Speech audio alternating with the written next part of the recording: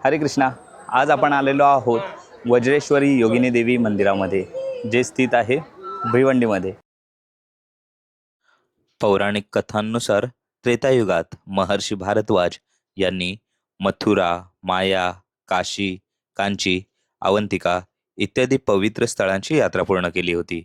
या सर्व यात्रेला सप्तपुरी असे म्हणतात, म्हणजे 7 पवित्र स्थळांची यात्रा. त्यांनी गंगा, यमुना, सरस्वती आणि विशेषतः वज्रा नदीत स्नान केले व ज्ञान प्राप्त केले. या नद्या असे पवित्र आहेत की त्यांची केवळ आठवण केली तरी पहाटे स्नान केल्याचे पुण्य मिळते.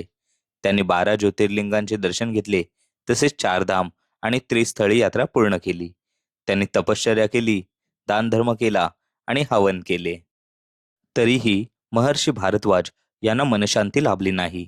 ते वज्रा नदीच्या तीरावर राहणाऱ्या महर्षी व्यास यांच्याकडे गेले. त्यावेळी महर्षी व्यास वज्रमातेची उपासना करण्यात मग्न होते. महर्षी भारद्वाज यांनी महर्षी व्यास यांना नमस्कार केला आणि पूजा संपेपर्यंत प्रतीक्षा केली. पूजा संपल्यानंतर महर्षी व्यासांनी त्यांची खुशाली विचारली. महर्षी भारद्वाज यांनी महर्षी व्यास यांना मनशांती नसल्याची व्यथा सांगितली आणि अनेक प्रश्न विचारले, जसे की आपण कोणाच्या उपासनेत इतके तल्लीन होतात? यज्ञकर्मात कोणती आपत्ती आली होती? ती दुर्धर होती काय? वज्रेश्वरीच्या रूपातील महामायेच्या शक्तीची जाणीव तुम्हाला कधी झाली? अशा प्रकारचे इत्यादी प्रश्न त्यांनी विचारले. महर्षी व्यास यांना त्वरित जाणवले की महर्षी भारद्वाज यांना वज्रेश्वरीची कथा जाणून घ्यायची तीव्र इच्छा आहे आणि त्यांनी माता वज्रेश्वरीची कथा सांगण्यास सुरुवात केली. त्रेतायुगात सप्तर्षींमध्ये श्रेष्ठ असलेले महर्षी वशिष्ठ होते. विविध धार्मिक विधी आणि तपश्चर्या करून त्यांनी दिव्य तेज आणि अद्भुत शक्ती प्राप्त केल्या होत्या. कलिकल आणि सिंहमर हे 2 राक्षस अत्यंत माजले होते. त्यांनी अत्याचार करून सर्व सर्व सजीवांना त्रस्त केले आणि शांततेने जगणे अशक्य केले. या दुष्ट शक्तींचा नाश करण्यासाठी त्रिचंडी यज्ञ करण्याचे ठरले. वेदांतील ऋचा आणि स्त्रोतांचे आचार्य असलेल्या वशिष्ठांना मुख्य ऋत्विज म्हणून निवडण्यात आले. हा यज्ञ मंदाकिनी पर्वताजवळील तेजजा नदीच्या तीरांवर करण्याचे ठरले. त्रिगुणात्मक आदिशक्तीचे आवाहन करण्यासाठी हा यज्ञ होता. तेथे मंडप उभारण्यात आला, विटांची वेदी बांधण्यात आली, यज्ञासाठी लागणारी सर्व सामग्री, ऋषींसाठी स्वतंत्र पाकशाळा, विविध भांडी आणि वस्तू गोळा करण्यात आल्या. निमंत्रणे पाठविली गेली आणि सुंदर कोटी बांधण्यात आल्या. शुभमुहूर्तावर अग्निदेवतेचे आवाहन करून मंत्रोच्चारात यज्ञारंभ झाला. श्री गणेशाची पूजा करून पुढील विधी सुरू झाले. ग्राहामक यज्ञही करण्यात आला. विविध स्थळी मूर्ती प्रतिष्ठापित करण्यात आल्या. गणेशपुरी येथे भीमेश्वर, अकलोली येथे रामेश्वर, वज्रेश्वरी येथे कपिलेश्वर, तुंगार येथे तुंगारेश्वर, वैतरणा नदीकाठी नागमठ इत्यादी. हा संपूर्ण प्रदेश कैलास पर्वताप्रमाणे पवित्र झाला. येथे तप करणाऱ्या ऋषींना मोक्षप्राप्ती निश्चित मानली जाऊ लागली. यज्ञ सुरू असताना एक चूक झाली. अग्निदेवाला इंद्राच्या नावाने आहुती देणे विसरले गेले. इंद्रदेवांचा पराक्रमी राजा होता. त्याच्याकडे पर्जन्यास्त्र, वज्रास्त्र अशी अस्त्रे होती. प्रत्यक्षात इंद्र यज्ञ केल्यासही काम झाले असते, पण त्याचा सन्मान न झाल्याने तो रुष्ट झाला आणि त्रिचंडी यज्ञ नष्ट करण्याची शपथ घेतली. अचानक नद्या, तळी, झरे आणि विहिरी कोरड्या पडल्या. पिण्यासाठीच नव्हे तर स्नानासाठीही पाणी उरले नाही. पाण्याअभावी साथीचे रोग पसरले. सर्वत्र हाहाकार माजला. तरीही वशिष्ठ ऋषींनी धैर्याने परिस्थितीचा सामना केला. मंत्रोच्चार करून त्यांनी दर्भागवताला दिव्य शक्ती प्रदान केली आणि त्याच्या सहाय्याने उष्ण पाण्याचे झरे निर्माण केले. तुंगार पर्वतावरील औषधी वनस्पतींच्या सहाय्याने त्यांनी साथीच्या रोगांवर नियंत्रण मिळविले. पाणी पुन्हा मुबलक उपलब्ध झाले. यज्ञ पुन्हा सुरू झाला, पण अचानक विजेचा प्रहार झाला.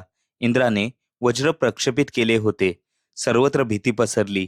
तेव्हा वशिष्ठांनी आणि इतर ऋषींनी आदिमाया अंबा मातेचे आवाहन केले. त्यांनी प्रार्थना केली, हे सृष्टीची रक्षण करती, स्वर्ग, पृथ्वी, यक्ष, किन्नर, अप्सरा, संत, ऋषी, मुनी आणि आज्ञा बालकांचे जननी 14 विद्यांची जननी, तूच आमचे रक्षण कर. इंद्र अहंकाराने अंध झाला आहे. वज्रीन म्हणून ओळखली जाणारी तूच वज्राचा नाश करणारी आहेस. आम्हाला वाचव. इंद्राने पुन्हा वज्र प्रक्षेपित केले, तेव्हा आदिमाया अंबामाता म्हणजेच पार्वती माता प्रगट झाली. वादळ विजांच्या कडकडाटामध्ये ती तेजोमय रूपाने अवतरली आणि वज्र खाली पडण्यापूर्वीच तिने ते गिळून टाकले. हातात तलवार आणि गदा धारण करून देवी प्रकट झाली. तेव्हा सर्वत्र शांतता पसरली. वशिष्ठ आणि उपस्थित सर्वांनी त्या त्रिगुणात्मक करुणामयी देवीला वंदन केले. पार्वतीने वज्रेश्वरी रूप धारण केले. तिचे तेज पाहून इंद्र थरथर कापू लागला आणि त्याने शरणागती पत्करली. देवी म्हणाली, हे इंद्र, महर्षी वशिष्ठांसारख्या क्षमाशील आणि शांत ऋषींचा अपमान करून तू मोठे पाप केले आहेस.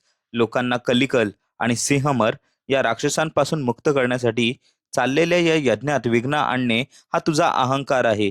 वशिष्ठांच्या चरणी शरण ये. इंद्राने पश्चाताप करून वशिष्ठांना शरणागती पत्करली. महर्षी व्यासांनी त्याला उपदेश करून त्याचा अहंकार दूर केला. तो पावन झाला. वशिष्ठ आणि इंद्र यांनी देवी अंबा मातेच्या चरणी मस्तक टेकवले आणि देवी प्रसन्न झाली. देवीने देव, ऋषी आणि उपस्थित सर्वांना आशीर्वाद दिला. त्रिचंडी यज्ञ पूर्णत्वास गेला. वज्र गिळल्यामुळे पार्वतीने श्री वज्रेश्वरी हे नाव धारण केले. आजही ती भक्तांच्या अज्ञानाचा नाश करून त्यांना आशीर्वाद देण्यासाठी येथे विराजमान आहे. चला, आता आपण जाणून घेऊया श्री वज्रेश्वरी मंदिराची ऐतिहासिक कथा. श्री रामचंद्रांच्या विनंतीवरून मातेने वज्रेश्वरी येथे आपले स्थायी निवासस्थान केले. तिथे भव्य मंदिर उभारण्यात आले. हे मंदिर अत्यंत प्राचीन असले तरी आज दिसणारी रचना पेशव्यांच्या काळात बांधण्यात आली होती. वज्रेश्वरी हे ठाणे जिल्ह्यात आहे. वाशी, अर्नाळा, कल्याण आणि भिवंडी हे ठिकाणे वज्रेश्वरी जवळ आहेत. इसवी सन 1560 पर्यंत पोर्तुगीजांनी वसई, तारापूर, माहीम, दमण आणि चौल येथील किल्ल्यांवर ताबा मिळविला होता. धर्मांतराच्या बाबतीत ते यवनांपेक्षाही अधिक आक्रमक होते. त्यांनी लूटमार, हत्याकांड आणि स्त्रियांचा छळ केला. मंदिराचा विध्वंस करून हजारो हिंदूंना जबरदस्तीने धर्मांतरित केले. विहिरीत भाकरीचा तुकडा टाकून लोकांना अपवित्र ठरवले जाई आणि त्यांना ख्रिश्चन घोषित केले जाई. त्या काळी जबरदस्तीने धर्मांतर झालेल्यांना हिंदू समाजात परत येता येत नाही असा गैरसमज होता. ही बाब पेशव्यांच्या लक्षात आल्यावर पोर्तुगीजांच्या अत्याचारांना आळा घालण्याचे ठरले. पेशव्यांचे सरदार चिमाजी अप्पा मोठ्या मराठा सैन्यासह निघाले.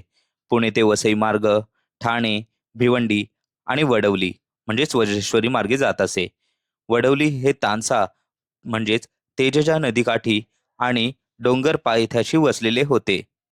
अकलोली आणि गणेशपुरी दरम्यान मराठा सैन्याची छावणी उभारण्यात आली. अमावस्येची रात्र होती. सर्वत्र शांतता पसरली होती. चिमाजी अप्पांना मात्र झोप येत नव्हती. पहाटेच्या सुमारास त्यांनी पहारात तपासण्यासाठी बाहेर पडले असता गरम पाण्याच्या कुंडाजवळ एक साधू दिसला. तो रोज सकाळ संध्याकाळ डोंगराकडे जात असे अशी माहिती मिळाली. दुसऱ्या दिवशी चिमाजी अप्पा त्या साधूच्या मागे गेले. तेथे त्यांनी काटक्या पानांचे एक छोटे मंडप पाहिले. त्याखाली शेंदूर लावलेल्या मूर्ती होत्या. साधूंनी त्यांना पाणी घालून पूजा केली. चिमाजी अप्पांनीही भक्तिभावाने ध्यान केले आणि प्रार्थना केली. हे माते, तुझे नाव मला माहीत नाही, पण तुला दैवी शक्ती मानून मी प्रार्थना करतो, या मोहिमेत मला यश दे. अचानक त्यांच्या अंतःकरणात एक दिव्य आवाज उमटला. मी वज्रेश्वरी आहे. श्रीरामांच्या सूचनेवरून येथे आले आहे. जो माझ्यावर श्रद्धा ठेवेल त्याला मी आशीर्वाद देईन. माझे मूळ स्थान मंदागिरी पर्वता पलीकडे आहे. देवीने अप्पांना धीर दिला आणि संकट समयी स्मरण करण्यास सांगितले. नंतर अप्पांना स्वप्नात देवींचे दर्शन झाले. किल्ल्यावर आक्रमण करताना प्रतिकात्मक संकेत मिळेल असे तिने सांगितले. युद्धाच्या वेळी किल्ल्याजवळ कबुतरांचा थवा उडताना दिसला. हा देवीचा संकेत समजून अप्पांनी त्या दिशेने जोरदार हल्ला चढविला. भीषण युद्ध झाले. पोर्तुगीज अधिकारी सिल्वेरा ठार झाला. अखेर मराठ्यांनी विजय मिळविला आणि भगवा झेंडा फडकला. लोक पोर्तुगीजांच्या अत्याचारातून मुक्त झाले. विजयानंतर चिमाजी अप्पांनी आपली प्रतिज्ञा पूर्ण करून वज्रेश्वरी येथे किल्ल्यासारखे भव्य मंदिर बांधले. वसई विजयाच्या स्मरणार्थ दीपस्तंभ आणि दीपमाळ उभारली. मंदिराला संस्थान दर्जा देऊन आसपासची 68 गावे इनामे म्हणून देण्यात आली. वज्रेश्वरी गावाचे मूळ नाव वडवली होते. ग्रामदेवता कालिका माता होती. आजही रंगपंचमीला तिची मिरवणूक काढण्याची परंपरा आहे. गिरी गोसावी संप्रदायातील गोधडे बुवा हे देवीचे परमभक्त होते. मंदिराची व्यवस्था त्यांच्याकडे सोपवण्यात आली. त्यांनी गौतम डोंगरावर वास केला. त्यांच्या तपश्चर्याची कीर्ती पसरली. त्यांच्या पश्चात गिरी गोसावी वंशज आजही मंदिराचे परंपरागत विश्वस्त आहेत. सध्या 14व्या पिढीतील श्री हेमंद्रगिरी गोसावी हे विश्वस्त आहेत. वज्रेश्वरी जवळील गणेशपुरी आणि अकलोली येथे सुंदर मंदिरे आणि प्राचीन गरम पाण्याची कुंडे आहेत. स्वामी नित्यानंदांनी या भूमीला पावन केले. त्यांनी धर्मशाळा, शाळा, रुग्णालये उभारली आणि मानवतेचा संदेश दिला. नाथ मंदिरात गोरक्षनाथ मच्छिंद्रनाथांच्या पादुका आहेत.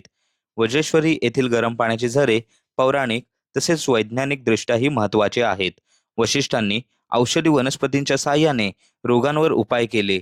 आजही काही लोक औषधी वनस्पती, गरम पाण्याचे स्नान आणि प्रार्थना यांचा उपयोग करून त्वचारोग, पोलिओ इत्यादींवर लाभ झाल्याचे सांगतात.